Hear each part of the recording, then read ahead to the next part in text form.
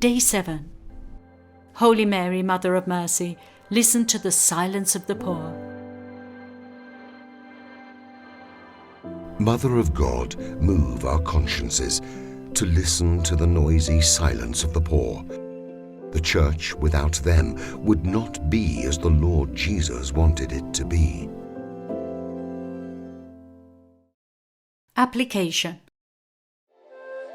Recently, I read the testimony of a volunteer in Africa and his experience in a refugee camp when food was being distributed. A chaotic and alarming situation. The volunteer realized that supplies were running low, while hungry people were on the brink of desperation. Behind the people lining up was a 9-year-old child. When it came his turn, only a banana was left. They gave it to him. He peeled the banana, then gave half to his younger brother and half to his little sister, and he licked the inside of the peel. The volunteer confessed that precisely at that moment he came to faith in God.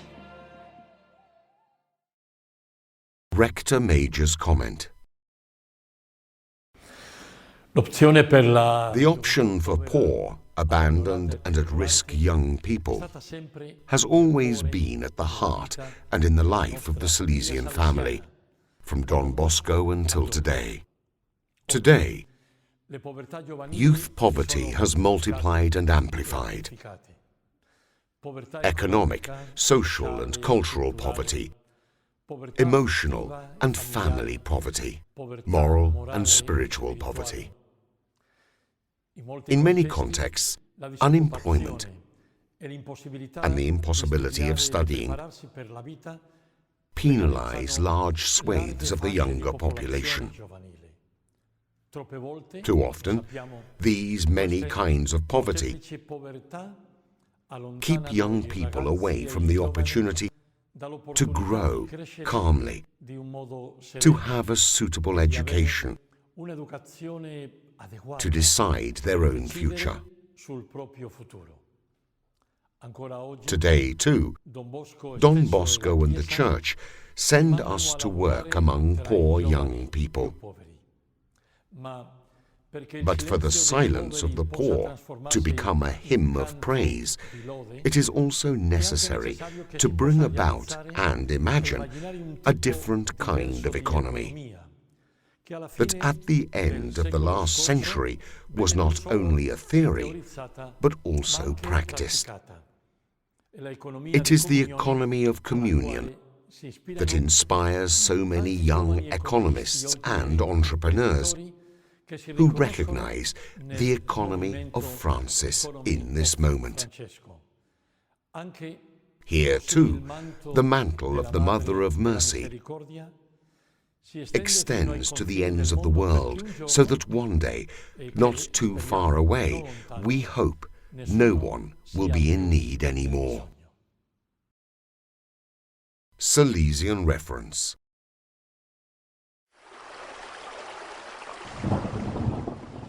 One rainy evening in May 1847, a young lad about 15 years old, drenched by the rain, appeared, asking for bread and shelter. My mother brought him into the kitchen, near the fire, and while he was warming himself, she washed his clothes. While he was taking some refreshment with soup and some bread, I asked him if he attended school, if he had family, and what was his trade. He replied, "I am a poor orphan from the Valle di Sesia." Those who live there are dedicated to animal breeding and alpine farming, and very poor and often have to migrate. I had less than 3 francs, but I used them all up. Now I have nothing, and I am nobody anymore. I am asking for charity to spend the night in a corner of this house. Having said that, he began to cry. My mother cried with him, and I was deeply moved. If I knew you were not a thief, I would try to help you, but others have stolen some of the blankets, and you might steal another. Don't worry. I am poor, but I have never stolen anything. If you want, my mother said, I will take him in tonight, and tomorrow God will provide. Where? Here in the kitchen. The good woman, assisted by the orphan lad, went out, collected some bricks, and made 4 small pillars with them in the kitchen, and laid some planks over them with a mattress on top, and thus prepared the first bed of the oratory.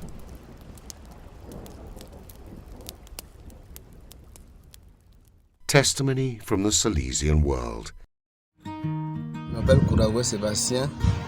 My name is Sebastian Kurugo.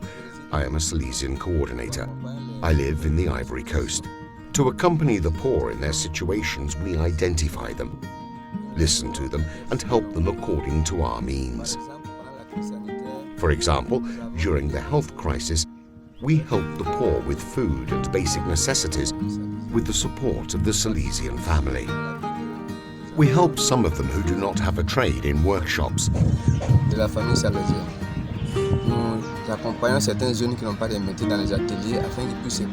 So that they can take care of themselves and become good Christians and upright citizens.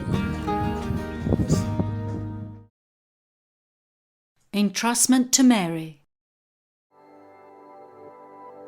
Welcome us under your mantle, O Mother, and make us capable of sharing our lives with the poor, to give not only what we have left over, but also what we need until it hurts.